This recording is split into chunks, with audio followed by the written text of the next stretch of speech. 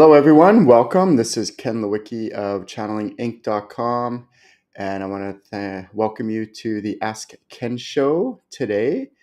And what we're going to do is jump straight into our questions, and we have lots to cover today. It's going to be a great day. I want to thank you for tuning in. And the first question that we have is, can I just jump into channeling my spirit guides without any of the prep work? So there's a whole bunch of topics that I cover in my channeling curriculum and my courses. And one of them is, do like is there sometimes some teachers say this, like, you have to light candles beforehand, set your intentions, all sorts of things, like maybe you need to gaze into a crystal ball, or all these different kinds of things. And I'm not saying that's wrong or inappropriate or anything like that. Um, but sometimes there's I call them habits, patterns, and rituals. That's the name of the section, the module that I teach about these topics, where sometimes there's all these different kind of beliefs around different things we need to do before we start to channel. And some of them might be accurate, some of them might not be, some of them might be appropriate just for a season, like a time, and then sometimes we don't need that anymore. One of the things that I teach my students to do is something called ground, center, and channel using source energy. And the reason why I teach this at the beginning in my channeling level 1 workshop is because what I want my students to do is set them up to be in a more conducive state to channeling, like set them up for success. Because a lot of times they're all scattered and they're like, "Rah!" And then they try to channel when they're in that state. And so what I mean by grounding is there's two ways to ground, and you're welcome to try this if you're watching. Please do. And what you can do is ground through your feet, and you could also ground through your root chakra. So try grounding right now. If you're watching this, just ground through your feet. And it doesn't matter how you're sitting. You could be sitting cross-legged. You don't have to put your feet on the physical ground, like on the grass or anything. In the wintertime, it's not very practical. Or even if you're driving a car, whatever it is you're doing, you could still be grounding yourself through your feet. And then the other way, through your grounding through your root chakra, is imagine like a cord coming out of your root chakra, going deep, deep, deep down into the center of the core of the earth. And then that cord going into the center of the earth, wrapping around the center of the earth, and make that cord nice and tight, nice and taut. So you can go ahead and do that as well. And this is good to do anytime. Like, it doesn't have to be, for, you know, some jerk cuts you off, and then you're all like scattered, and you're like, okay, just ground myself again. It could be upset with your kids, or a boss, or a coworker, or anything, like, and then you become untethered, and so just re-ground yourself again. The second thing that I suggest that my students do is called centering themselves. A lot of times our thoughts are somewhere else. They're not here. They're not present. So we're thinking about things in the past, the would have, should have, could have, the regret, the guilt, the shame, the things that happened in the past, all those kinds of things. Or we're thinking about the future. We're worrying about the future, what's going to happen, what might happen, this and that. And our thoughts are constantly in the future. And I could relate to both of them. Like, we both live on both ends of the spectrum. And very rarely do we live in the very present moment, like what's going on right now. Like, even if you're listening to this, are you being fully 100% present, or is your mind wandering and then coming back, and then wandering and then coming back? And that's okay if it is, but just being aware of it.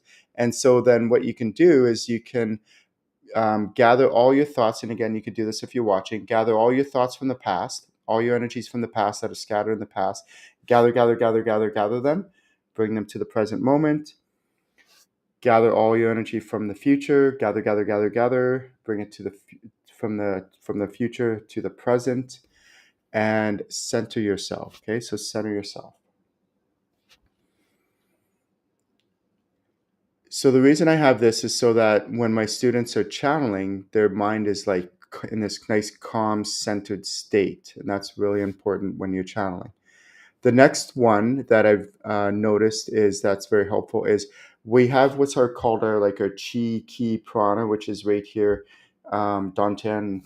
Like it's this area of our body that is a source of energy, and you can see like chi masters, and they can use this energy to do really cool things. And and all that. And it's good, it's useful. But when you're channeling it, it's not necessary to use that. If you use your chi energy when you're channeling, it's kind of like a battery. Your battery will become drained, it will drain over time, and then you're tired after channeling. And so the way that I came across this is, um, tens of thousands of people I'm training, and not everyone, but every once in a while I'd get somebody who would be extremely tired, more than the other students. And then I'd be like, after a few years of this, I'm like, what is going on, Ken? Like, I'm getting curious, and I use a technique called medical mediumship, where I can scan the person, and I teach that as well. And then I'm like, oh, it's because they're using their chi energy. So then that's when I'm like, okay, well, how can I help these people, so that they don't get tired or as tired when they're learning to channel? And then that's when I developed this third technique, which is called channel using source energy. So what I mean by this is, you can just imagine, again, you can do this live if you're watching, is imagine source energy coming in through the top of your crown, coming in, and it's going in both directions. Okay. And then this energy is going and streaming in both directions, all the way down to your root chakra, and then all the way up to your crown, and in both directions. And then you allow this energy to flood through your whole entire body. And now what that does is, it's basically, instead of using like your battery within you, you're basically plugging in to source energy, and now you have consistent free flowing energy that's infinite, and you won't get tired when you're channeling. So ideally, what I want to do is, I want to get my students to a point where they can be channeling all the time. It's something I call ABCing of channeling, where you're just basically always be channeling. You're channeling consistently. It's a regular part of your life. It's not this thing where you're like turning it off, turning it on, and all that. And it doesn't mean you're always like getting information coming in, but you're always available to channel, so that you can use it in all the areas of your life on a consistent, regular basis. Um, and so the reason why I have my students do these three things is because I found that when they do this, when they're first learning to channel ABCing, they can get to a point where it's more likely that they're going to be able to receive clear messages from their spirit guides, because then they're more grounded, they're more centered, and they're channeling using source energy, and they're in a more conducive state to channeling. After a while, later in my workshops, I purposely tell them to stop doing that. But the reason why I do that, have them do that at the beginning, is because once you do it at the beginning, and you do this ground center channel using source energy over and over and over again, it just becomes a natural part of you. You're naturally grounded more often than you were before you started doing this practice. You're naturally more centered now than before you started doing this practice. And your channel using source energy is widened, and it just the source energy is free flowing, and you're not utilizing or drawing off of your chi energy when you're channeling. Okay, so that's and then eventually I want to get my students to a point where they don't have to do this anymore. So I will tell them later in my later workshops, to cut it out. Because why? Because I don't want them to develop unnecessarily habits, patterns, and rituals. Because I want them to get used to being in a position where they can do it in all areas of their life. So the coolest thing about the channeling, at least the way that I teach it, is I want you to be able to use it in your work life. And if you're doing all this, like, oh, hold on, you're at a board meeting at work or something like that, or a big gathering, a meeting, and then you're like, hold on, I need to uh, light this candle first, and they're like, what? You're like, yeah, so I could call the spirits in, or you're at a family dinner or something like that, and you're like, you do all this weird seance stuff at the beginning of the family dinner, and they're like, oh my God, like, this person's lost their mind, or family member, we can't even relate to them anymore. And then they disown you. And I've seen it. This isn't hypothetical. I've seen it both ways. People at work lose their jobs, and people with their family, and their family disowns them. So what you can do is, when you are at work and you want to channel, because you should be channeling everywhere, not just certain perfect environments. And so then what you could do is, you could just take a deep breath, ground, center, channel using source energy, and then start channeling. Okay, who's around me? Where's my spirit guides? Connect with those spirit guides, start receiving messages. Maybe receive messages from other people's spirit guides, things like that. Like, you can do this any environment. It could be at a busy restaurant, it could be with family, it could be hanging out, going for a walk in the park with a friend. or by yourself, but you can do it any environment. But then eventually, because you've done it so much, you don't need to do it anymore. It's just a natural part of who you are. And then you could just channel all the time. So the question is, do I need to do all this prep work before I start to channel? Yeah, my answer is yes and no. And my answer is yes, at the beginning, when you're learning to channel, there is some value in doing those three things: ground, center, channel, using source energy. And I do recommend that. Okay. All right. Let's move on to our next question. So, our next question is, how do you frame your questions with your spirit guides? Okay.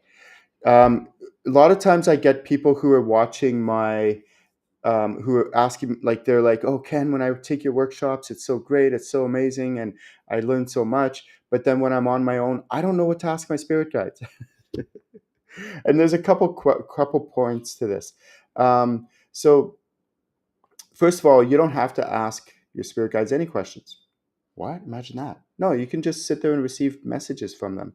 That's a bit more advanced training. Like, you get to a point where I want all my students to get to that point where you can just sit down, um, close your eyes, feel who's around you for your spirit guides, identify which guide it is, and then just start receiving messages and not having to frame questions.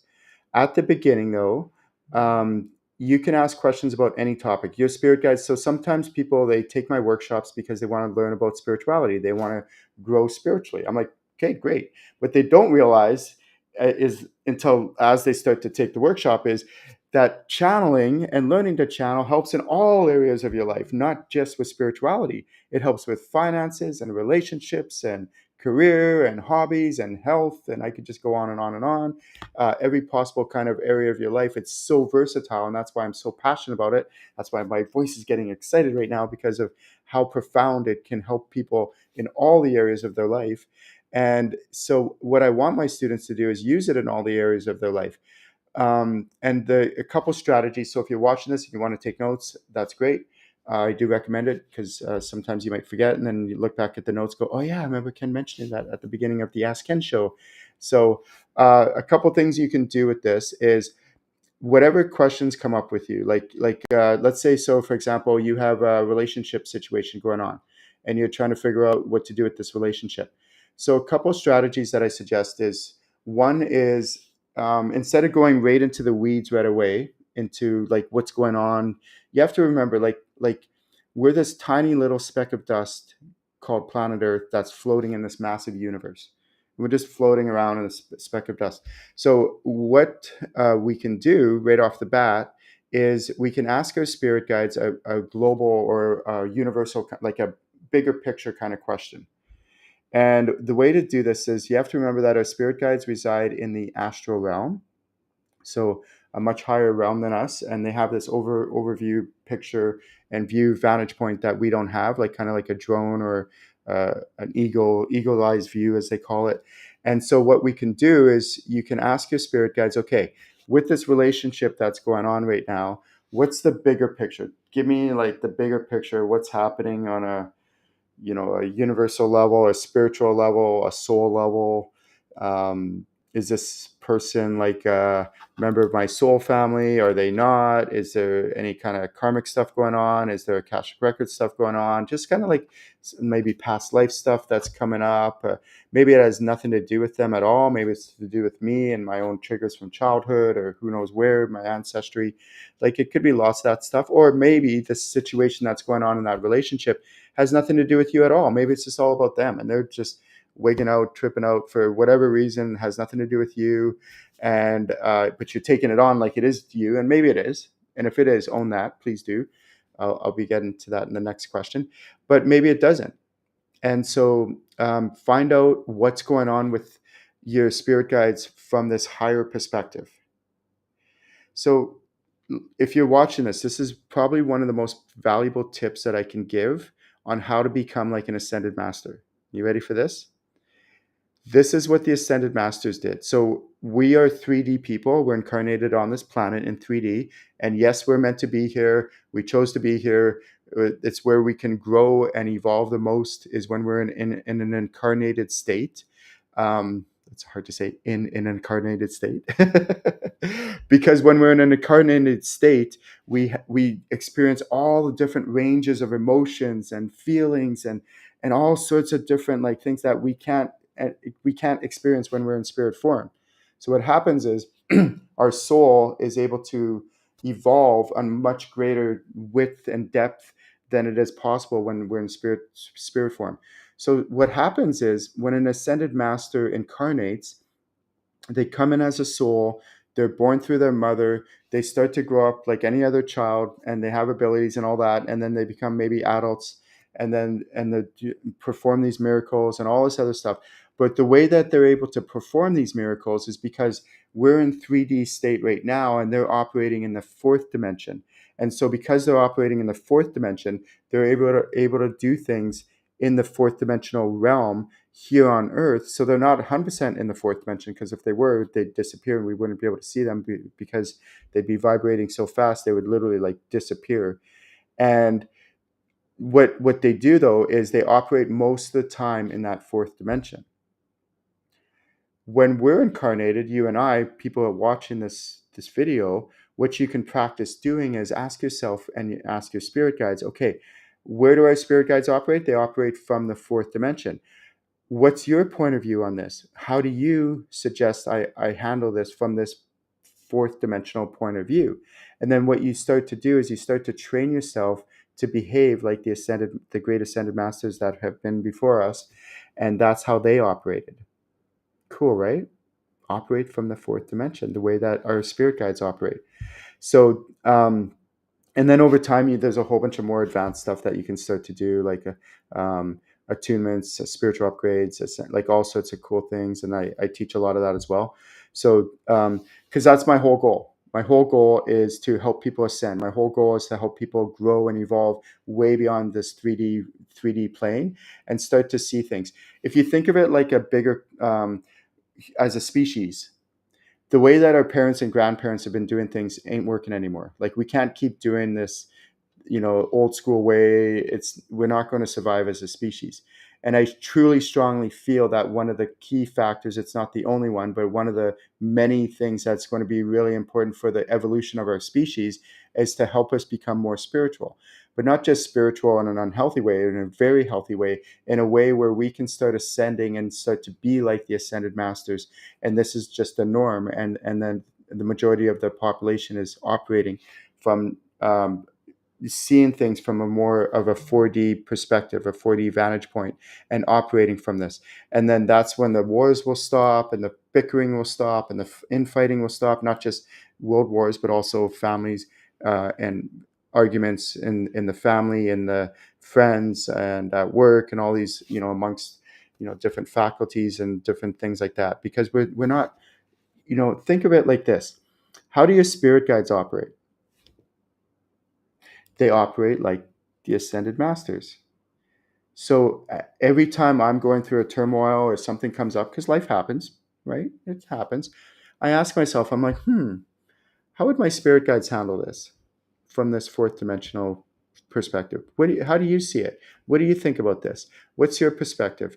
And if I can start operating like this on a regular basis, now all of a sudden, all the stuff that would normally bother me tremendously doesn't bother me so much anymore. All these triggers, all of a sudden those triggers dissipate and they go away. So it's actually quite healing. If those of you that are on this healing journey, there's a gazillion ways to do healing, and this is one of them, is to start working with your spirit guides to see this fourth dimensional perspective on what's going on in different areas of your life. So I want you to think of an area, a specific situation in your life right now. And we all have stuff going on. It could be finances, it could be career, it could be purpose, it could be a situation, circumstance going on with an individual, or just in general, like there's a situation going on that you don't like, has nothing to do with other people, it's just a situation. And then right now you can ask your spirit guides, what is your perspective on this? What do you suggest in this situation? And you might get some insights that you would otherwise not get. if you weren't tuning in. So if you weren't like getting this observation, and work with that. And don't, one of the mistakes that I made when I first started doing this, when I first developed this strategy, was I would have a situation going on, and this was probably like 15ish years ago, and I would go in weeks and weeks in the weeds, in the mud, in the grunt, in the trenches, and be all upset for weeks and weeks and weeks. And then after a while, I'm like, well, wait a second, Ken, you're a channeler. Why don't you just ask your spirit guides? And then I'd ask my spirit guides, and I'd be like, oh, okay. And I would help the situation resolve very quickly. And then another time, another situation would come up, and then I would be in the weeds and the trenches for weeks and weeks and weeks and weeks. And then I'd be like, oh, wait, why don't I ask my spirit guides? And I'd ask my spirit guides, I'd go, oh, really? Oh, okay. And that's so helpful. And then that situation would resolve. And then the next time, but the point is I would wait weeks and weeks before I would ask my spirit guides. And then over time, I'm like, why am I waiting so long? Why don't I do this right away? And sometimes there's things like self-justification, and I want to be angry and justified in my anger and all this other stuff, or resentment or whatever. It's just childish behaviors. But when I had enough humility, so please stay humble, everyone. When you have enough humility to take ownership and be like, okay, I'm triggered, I'm upset, this situation's bothering me, this circumstance bothering this person, or whatever it is, why don't I ask my spirit guides and try to do this right away? Don't make the same mistake as me where I waited weeks. Ask them right away. And then you're probably asking, okay, well, how do I know if I'm getting answers from my spirit guides, or if it's just me making it up? So this is the number one question that all my students struggle with when they first start learning to channel. So one of the things that I just taught you was the ground center channel using source energy that helps you get into a conducive state to channeling. So I do recommend doing that at the beginning while you're learning for the first several months, and just really anchor yourself in. And you can do this anywhere. You could be sitting in a board meeting or a restaurant, and you can just take a breath, ground, center, channel using source energy, and people looking at you have no idea what you're doing. You're just taking a breath according to them. So they don't know that you're doing all this stuff behind the scenes. So you don't have to be all weird about it. One of the things I'm very passionate about is normalizing channeling. So, we don't have to be all weird and strange, be your unique self, but just when it comes to channeling and spirituality, we could still be cool and relatable. And please do that. Why? Because I want people to be attracted to this industry and attracted to this discipline, where they're like, oh, I wasn't really interested in spirituality, but you seem pretty cool. You seem pretty relatable. Like, you have a good head on your shoulders, and, we can shoot the shit and talk different things and have a good conversation, and, about different topics, and just be a regular normal dude or dudette or whatever, and talk about these things and be relatable. So when you ground center channel using source energy, you don't have to be all weird about it. Just take a breath.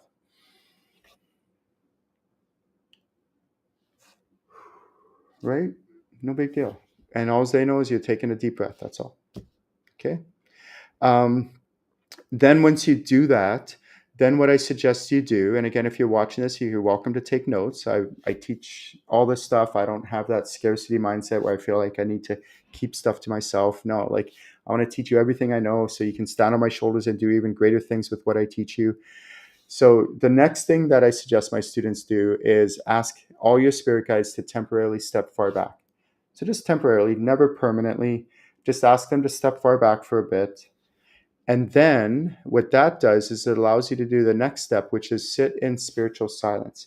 All our life, we always have spirits around us, our spirit guides, things like that. And there's nothing wrong with that. That's fine. Right? But just for momentarily, feel what this feels like when you ask all your spirit guides to step back, and then try sitting in the spiritual silence. And again, if you're watching this, you can do this live right now while you're watching. And then feel the contrast. See if you can notice the difference, what it feels like when there's no one around you. And I say temporarily because you never want to permanently ask your spirit guides to step back. Then what you do is, without deciding who, you invite one spirit guide to come in, and just one, and invite that spirit guide to come in. They talk amongst themselves, so they usually know which one. The only exception to this is if there's a specific area of your life you're looking to get guidance on, then ask for that guide to come in. So if it's relationships, ask for relationships. If it's purpose, ask for that spirit guide to come in. If it's spirituality, ask for that spirit guide to come in. If it's hobbies or health, ask for that spirit guide to come in, and so on. But if you just like, one of the best ways to channel is not dictate which spirit guide to come in. Just allow whichever one they decide wants to come in. So then once that spirit guide comes in, you figure out where they are physically around you. Now, this is really important.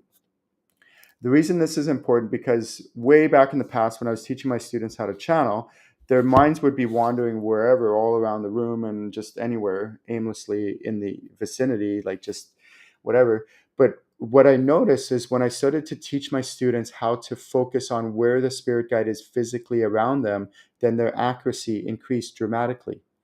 So again, that comes back to the question, how do I know if it's me making this up, or how do I know if it's legitimately coming from my spirit guides? How do I increase my accuracy? This is one of the strategies on how to increase your accuracy. Figure out where they are physically around you. Way back 10, 20 years ago, there wasn't the technology that they have now. Way back 20 years ago, when I first started teaching people how to channel, they're like, no, Ken, there's no such thing as spirit guides. You're crazy. You're just making that up. And I'm like, no, they really exist. Spirit guides really exist. Like, sure, Ken, sure, whatever you say. I'm like, no, they really do. Sure, Ken, sure. And now though, there's current technology that can capture your spirit guides on camera. You might have seen them on like these ghost hunter shows and things like that. You can physically capture them on camera.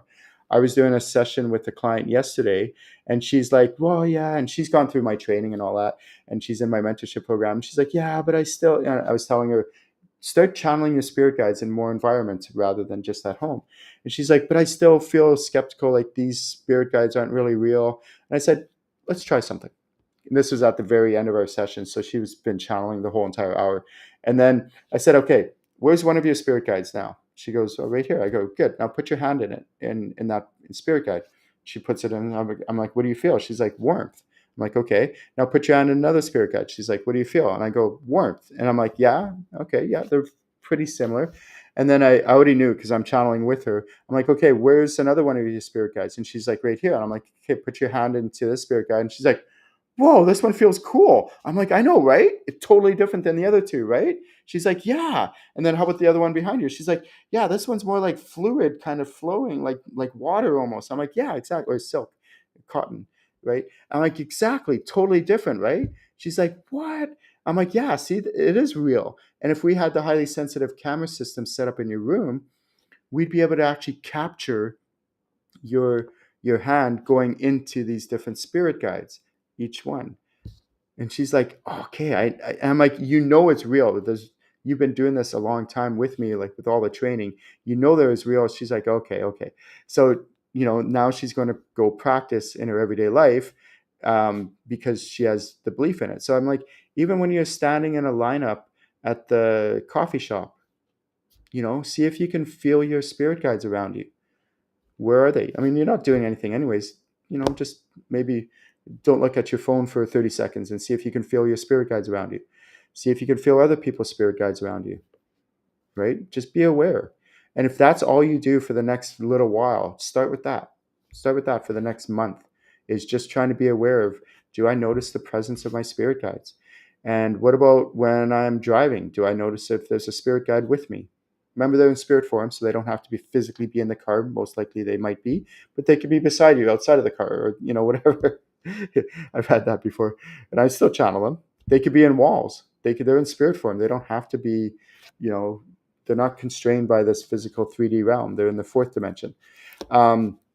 Try channeling them when you're going for a walk. Try channeling them when you're at work. Try channeling them when you're out for dinner. Try channeling them when you're exercising or doing fitness stuff. Like I went to the gym 2 days ago, and that's what I was doing. I was channeling my spirit guides while I was there. I didn't let other people know. They didn't need to know. And then when I would talk with other people, I would not just be talking with them, which I would be, but I'd also be channeling their spirit guides, and just having a conversation, normal conversation, because I channel all the time. ABCing, always be channeling. So it's just a regular, normal part of my life. I don't have to get all weird about it and, all that stuff. So try channeling, figuring out where your spirit guides are. If you want to take it even further, try putting your hand physically into your spirit guides and see if you can notice a difference. But the thing that you want to do is you want to figure out where they are physically around you. When you figure out where they are around you, let's say, for example, you're like, okay, where is my spirit guide around me? They're like, oh, they're right here. And there actually is one right here. I was going to choose over here, and they're like, why would you choose over there? I'm over here. It's one of my female guides. So that's one of my spirit guides calling me.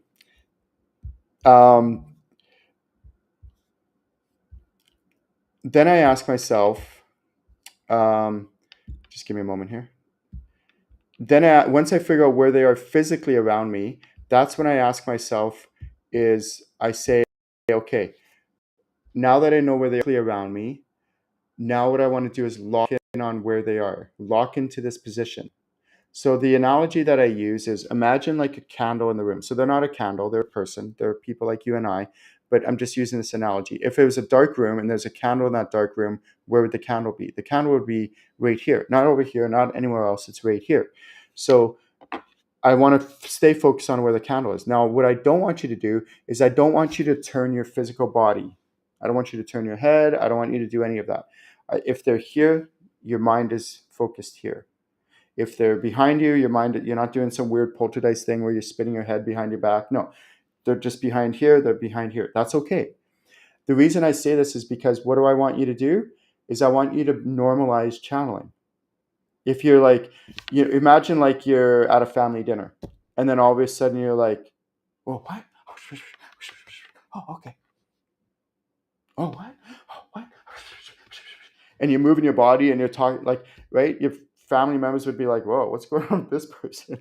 Are they losing their mind? Like, right? So, and again, maybe your family's into spirituality and you can openly talk about this. Mine's not. So I don't do it. Like, I still channel when I'm around them, but I'm not going to be all doing this weird stuff where I'm doing that. So don't move your body. Don't move your head on purpose, because you can still be getting just as much information from them without moving your body. But then if you're in an environment where the people around you aren't really into spirituality and stuff like that, you can still be having this normal conversation with them while you're channeling your spirit guide. So you figure out where they are in the room, lock in on them. Don't let your mind wander. If you ever notice that your mind is wandering while you're channeling, no big deal. Just bring it back to, oh yeah, wait a second. Ken said, where are they physically around me? Oh yeah, they're right here. Okay. Focus back on where they are physically around you. And then your mind wanders. No big deal. Okay, where are they physically around me? Oh, they're right here. And this is why I recommend meditation. Meditation is basically the same thing as I'm doing with you right now. But what I don't want you to do when you're meditating is I don't want you to channel. What? Ken doesn't want me to channel? Yeah, this is one of the only exceptions. When it comes to meditation, what I suggest is what I call silent meditation. I don't want you to do anything when you're meditating. When you're meditating, just silent meditation. So no music, no guided meditation. And if you want to do any of those other ones, that's fine. There's nothing wrong with that. But the reason why I suggest just silent meditation where you do nothing is because what you want to do is you want to train your mind to do nothing and be blank on purpose.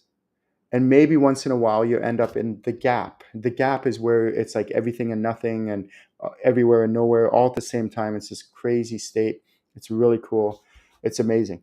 But if you have music going on in the background, you might get distracted by that music. If you're doing counting, like you're counting 1, 2, 3, 4, whatever, or you're focusing on your breath, or you're doing this, or you're doing that, or you're doing the square thing, the cube, and all this.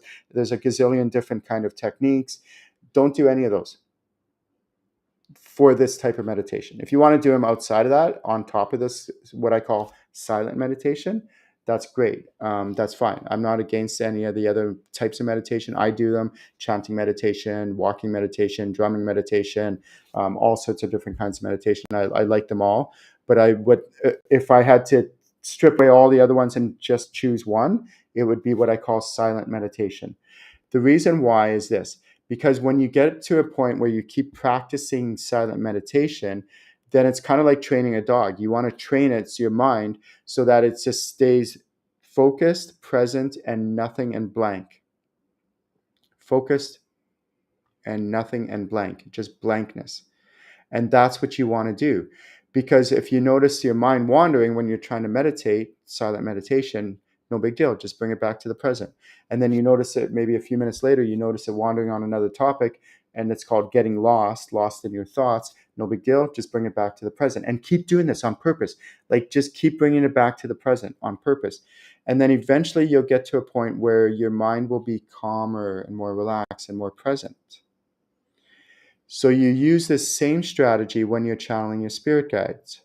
Where is my spirit guide? Oh, it's right here. Okay, I'm going to focus on my spirit guide right here. I'm not going to allow my mind to wander aimlessly wherever. And what that does by me focusing on one focal point, one point of where they are physically around me. And again, if I put my hand, I should be able to feel my spirit guide here right now. Then what that does is it increases my chances of accuracy. My chances of being accurate skyrocket way more because of where they are physically, because I'm getting the information from this direction. If my guide's not over here, why am I focusing my mind over here? That's not where the source is coming from. The source is coming from this direction. Very, very powerful technique. So again, everything I'm teaching you, I'm trying to get you to, again, set yourself up for success. What's the whole point of channeling is to get accurate information, to know that I'm getting the information from my spirit guides and not just some other random source or from myself. How do I know if I'm making it up or if it's legitimately coming from my spirit guides? This is one of the techniques that will dramatically help improve your accuracy and your confidence when you're channeling your spirit guides. Then what you do is when you know where your spirit guide is physically around you, you lock in on them and then you increase your connection with that spirit guide and then start to channel. So the reason I added this fourth one, which is increase your connection with them, or the fifth one, is because you can know where they are physically around you, but your connection is still low. So I used a strategy instead of percentages, because I used to use percentages all the time, and I just found it became very monotonous, like burdensome. Like I was getting ridiculous with it. Is it 23.6851213841%? Like it was just becoming silly about it. And then eventually I asked my spirit guides way back in the day, I'm like, is there a better way to do this? Like a more efficient or more just practical way of doing this? And they're like, Ken, why don't you just use the low, medium, high scale? I'm like, oh, okay, that works for me. They're like, I'm like, really? You're like, yeah, you just want to get the gist of where it is on the low, medium, high scale. So sometimes you might say, okay, my spirit guide is here physically around me right here, but that doesn't mean your connection is high. So what you want to do is you want to breathe into your spirit guide, lock in on them, and increase your connection. Try to get it to a medium, even medium high would be better, and that connection. And then once you get it to that medium high connection, it doesn't have to be 100%. Just get it to medium high, good enough. Start channeling. What's the spirit guide here for? How do they help me? What's their messages to me? Try to receive their messages. And then there's a whole bunch of more advanced techniques I could teach around that on how to receive messages. You can use different clairs. There's a whole bunch of more techniques on that. For right now, though, if you're just beginning this, or even if you're experienced at this, just try to trust what you're getting and try to apply the messages that you're getting in your life, and try it out and act on it. So there's two ends of the spectrum when you're getting messages from your spirit guides. You might be getting a message on like, do this action, take this step, proceed, take this risk. I call it not just any kind of risk, but like a educated risk or a strategic risk.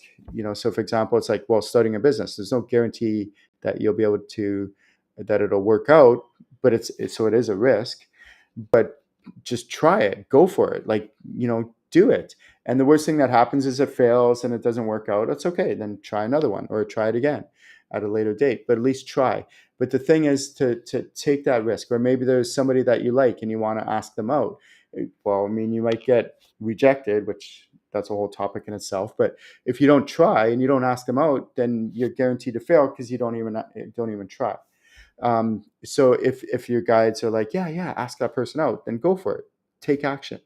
And I always tell people, I'm like, because I had to learn this the hard way, is take immediate action.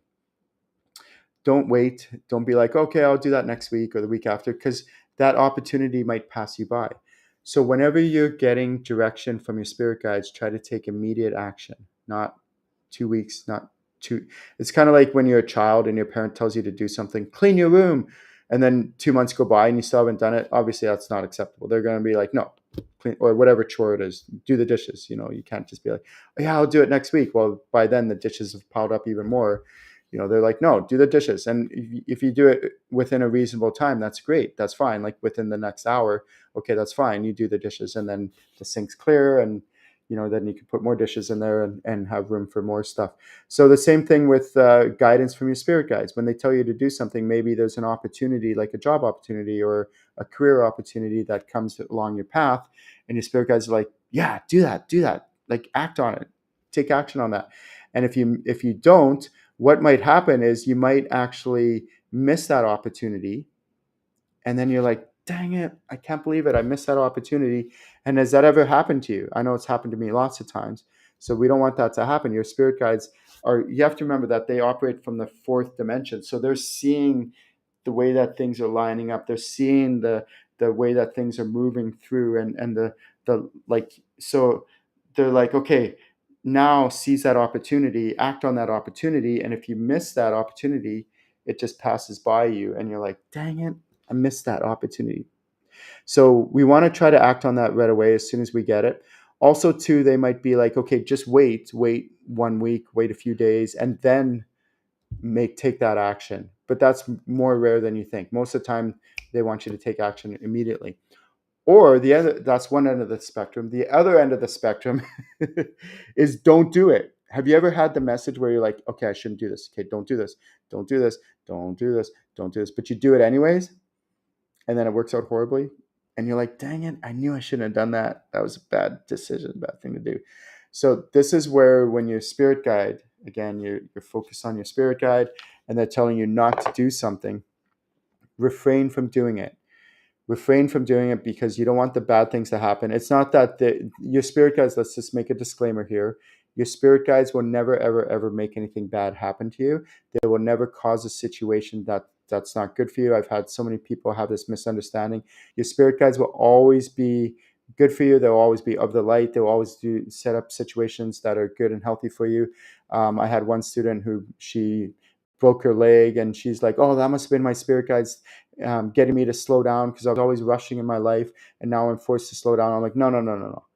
That wasn't your spirit guides. Your spirit guides were warning you long before you broke your leg, and you didn't heed their warnings, and as a result, you broke your leg. It has nothing to do with them. They were trying to warn you long before. Don't pin this on them. That was you. So try to, when they're warning you not to do something, just heed that warning. Take that warning and don't do it. Refrain yourself as much as you might want to, or as much as might seem pleasurable or fun or whatever. Just be like, no, I'm getting a no from my spirit guides. I'm going to honor that. And you don't always know the why until maybe later, or maybe you never know why, but just honor that. And they always have your highest and greatest good in mind. So if it's a no, and you're like, why is it a no? And you don't always know the why. So that's another whole topic, is, can you be okay not to know the why? Right. That one, even I had to do some healing around that one. I want to know the why on everything. They won't always tell you the why, but they might. Okay. And then once you get practicing this over and over and over again, when they tell you to do something, you do it right away. When they tell you not to do something, you refrain from doing it. Will you be 100% at this? No. Am I 100% at this? No. Is any channeler 100% at this? No. It's okay. Your own stuff is going to taint the message from them. It's going to influence them. It's called getting yourself in the way. You're influencing the answer, stuff like that. Sometimes we want to do something even though our spirit guides are telling us not to, and we override that message that they're giving us, and we have free will, and that's okay. But what I suggest you do, instead of beat yourself up or be hard on yourself when it doesn't work out well, just try again next time. Try to be better next time. That's all I do. Like, give yourself grace, give yourself forgiveness, and just be gentle with yourself as you're going through this learning journey. Nobody's perfect. Even at this stage where I'm at, I still struggle with this from time to time, not as much as I used to. I'm getting better at it, but I'm never 100% perfect when I get messages from my guides or guidance from them on certain topics, certain situations, certain areas of my life. And just keep it light, keep it fun. All right. So this is the Ask Ken show. I want to welcome you to the Ask Ken show. If you're watching this right now, please say hi, say your name, say where you're from, so I can give you a shout out. If you have any questions about spirituality, just type your questions in, and I will live channel the answers. So we have Dharma Dom messaging. Hi, Dharma. If you're still listening, just mention where you're from. Thank you for tuning in. And we have a bunch of other people tuning in as well. So let's go on to our next question is, how do you frame your questions to your spirit guides? So sometimes people struggle with what questions to ask. They're not sure, like, what do I ask about questions? Because sometimes I just don't know. One of the best ways to get messages from your spirit guides is to just allow the information to flow in. But if there's certain times when you're like, okay, so again, what I recommend you do is you start with a global question, like you start with the bigger question from your spirit guides, and then you go more like you funnel it down into more specific, into the weeds, into the details. But the reason why I suggest starting with a global question is because then you can kind of get the bigger context, the bigger picture of what's really going on a spiritual level from this perspective, and then you can start to go, okay, you know.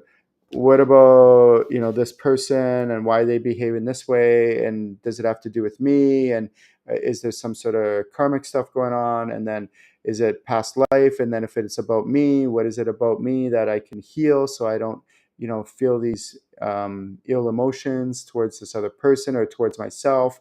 Where does the root of this healing need to start, to begin? Is there self-healing that I can do on myself? Do I need to go and book an appointment with another healer? And all these kinds of things, you can start to ask your spirit guides these kind of questions for guidance on these topics. Does this make sense? Okay. And a little, like, I do suggest two things when it comes to healing. One is I always encourage my students, and when I teach them healing modalities, that the reason why I teach them the healing modalities is because I want them to be self-empowered. One of the things that I've seen some of my students do and some people in the industry do is they give all their power away to other healers. They're like, oh, I don't have any healing abilities, and I'll wait for that appointment with my healer, and I'll go see them. And then they're basically giving their power away. And there's nothing wrong with that. Like, that's fine. At least you're doing your healing work, because some people don't even do that. So kudos on you. Celebrate that. At least you're doing your healing work. That's great. What I do recommend, though, over the long term, is you try to learn as many healing modalities as you can for yourself, so that you can do self-healing whenever these things surface in your life. Because again, life happens, and we still have unresolved issues, traumas, challenges that come up in our life. So can I learn healing modalities so that I could do self-healing on myself? Okay. And then try to do that self-healing whenever these things come up. In addition to that, you might also need to see other healers. Why? For several reasons. One of the reasons is because they may see things from a perspective that you may not see it. Another reason is because they may have abilities that you may not yet. And I say the word yet because maybe someday you'll develop them if you decide to learn those healing modalities. But or maybe you have no interest in learning those other modalities, but they specialize in that, and that's great. So they can help you with that. But if you can learn as many healing modalities as you can, then it will help you be self-empowered, so that as this stuff comes up, you're doing healing on yourself as well. Cool. Okay. When I sit in my emotions, what if I'm constantly keep blaming the person for what they did to me? Okay, so there's a couple of things here that's going on. So maybe I'm the only one that has this happen, but sometimes some jerk will do something, or maybe I did something to them and then they responded back in a way that I don't like, or who knows? Like, it could be lots of scenarios. It could be my boss, it could be a coworker, it could be um, a colleague, it could be a friend, it could be a family member, it could be a stranger. There's lots of different scenarios. This person does this to me, and I'm trying to, and it could be like basically a PTSD kind of situation, where it's post-traumatic syndrome kind of situation, where you're all like, every time you think of this person, you get triggered. It could be a bully. It could be somebody from 20 years ago that bullied you or did something to you that really still affects you to this day. It could be an ex, it could be a number of situations. Okay. Um, so if you're constantly thinking about that person, guess what that means? That means it's your stuff. They've done this thing to you or whatever situations happen and caused this trauma within you. Now it's your responsibility to heal and clear this. There's that saying, I don't know if you've ever heard it, but when you have resentment towards somebody else, it's like taking poison, because every time you think of that person, you're like poisoning yourself and your body. And there's studies that show this on a cellular and molecular level now that it can actually prove this. So it's like every time, if you have that resentment, it's like, sending bad feelings towards them, but you're taking the poison and poisoning your body. Obviously, that's not helpful. And ideally, we want to get to a point where in our growth, like, think again about ascended masters, how would they respond to this situation? How would they respond to this person? And act like them, like the WWJD, what would Jesus do? But you can change the Jesus to something else. WWOD, what would Oprah do? Or WWO, like whatever it might be. Change those acronyms to somebody, a mentor, maybe somebody in your life, maybe a celebrity or a guru or somebody that you look up to that is relatively healthy, and then ask yourself, what would that person do? Or you can do that with your spirit guides, WWSJ or SD. What would my spirit guides do? WWSGD. What would my spirit guides do? So then you're starting to like act from this perspective. How would my spirit guides perceive this person, perceive this situation? What would they do? Most likely they would forgive them. Most likely they would have compassion for them. Most likely they would try to get us to put ourselves in their shoes. What happened to them? Like, what was their childhood like? How did they, these people don't, like, there's a saying out there that says hurt people hurt people. If this person wasn't hurting, they wouldn't have hurt you. If this person wasn't hurting, they wouldn't have assaulted or hurt this other person. So there's this person, if we can see them with compassion, see them with love, then we can maybe send them love, send them health, instead of the negative feelings towards them. Because what we're doing is not just sending negative emotions towards them, but we're also feeling those negative emotions within us.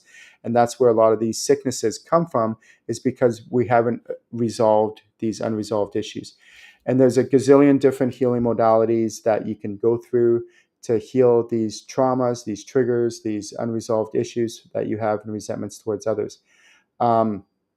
So there's one strategy, one of a gazillion that I teach. So one of them is what I call sit in these emotions. Okay. I call it sit in your shit. So what I used to do when I first started, when I first got into this industry, is I would be, anytime I would feel these emotions that were bothering me, that were not really like healthy, that were, they would surface. I'd be like, I don't like these emotions. And what would I do? I'd run from them. I'd distract myself from them. I'd stuff them back down. Anything I could do to not feel these emotions. I'd turn on I'd watch a TV show or a video or anything just to distract me, so I wouldn't have to acknowledge these and face them head on purpose. I knew that. I would feel these emotions come up and I'd be like, and I'd be wigging out inside. I wouldn't tell people, but I would be wigging out inside and find some way to not feel these emotions. And some people turn to drugs and alcohol and all these other things and all that, but what I would do is not want to feel them. Then what I realized back in 2004, when I had my spiritual awakening, is anytime these emotions would surface, I'd be like, no, Ken, no more running, no more hiding, no more distracting, no more avoiding them. And there's a technique, if you're watching this, you can write this down. It's called sit in my shit, sit in my emotions. That's just the term I call it. It's a technique I developed that I tell people about, that I teach my students to. And the reason why I do this is because what I don't want to do is I don't want to distract or run away. Instead, I just want to allow myself to feel and acknowledge these emotions. One of the things I learned in one of my trainings is that emotions aren't good or bad. They're just emotions. They're just there. It's okay. You can feel them. You can experience them. But what I'm doing that's different is I'm not dwelling in my emotions. And there's a difference here. I'm not dwelling in them. I'm not like, what I'm doing is when I sit in my emotions, I'm allowing myself to acknowledge them. I'm allowing myself to feel them. And then I allow myself to let them pass through me. So think of it like this. I'm just allowing them to pass through me, to flow out of me. And then more might surface. What do? I sit, I don't distract, I don't go, oh, my phone, oh no. No, I don't do any of that. I just allow myself to sit in those feelings and allow the emotions to flow through me. And then I'm like, oh no, no, just sit and allow myself. And sometimes I could sit for 20 minutes in these emotions, these icky, ucky, gross, disgusting emotions. And then sometimes it could be half an hour. Sometimes it could be an hour. Sometimes it could be 2 hours, whatever it takes. Sometimes I might sit for a couple hours and then the next day sit again in these emotions because they're still there. But I allow myself to feel them, and I allow myself to experience them, and I allow myself to let them flow through me. And that's the important part, is allow them to flow through you. You don't have to do anything else. You don't have to do all these other modalities. Just sit with them. So that's one of the techniques of the many techniques that I recommend. And also to try to take ownership of what your part in is in it. So this is really powerful. A lot of people, it takes a lot of humility to do this. A lot of people don't want to do this. They don't want to take ownership of this. They'll just always blame the situation or blame the other person for it. But ask yourself, what is my role in this? How did I influence this? Um, sorry, just give me a moment here.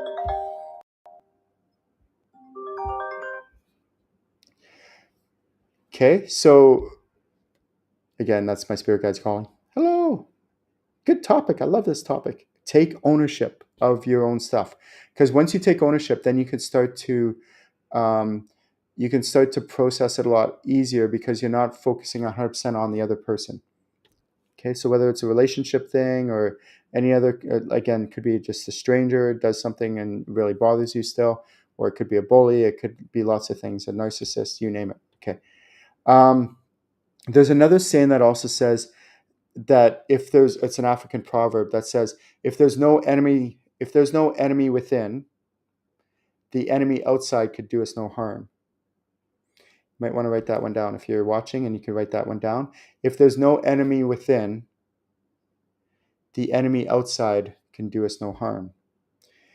Now, there might be different interpretations around this. One of my interpretations that I love about this quote is that if I do all my healing within me, then ideally where I want to get in my journey is where it doesn't matter what happens outside of me, that it doesn't bother me anymore because I've done all this healing within.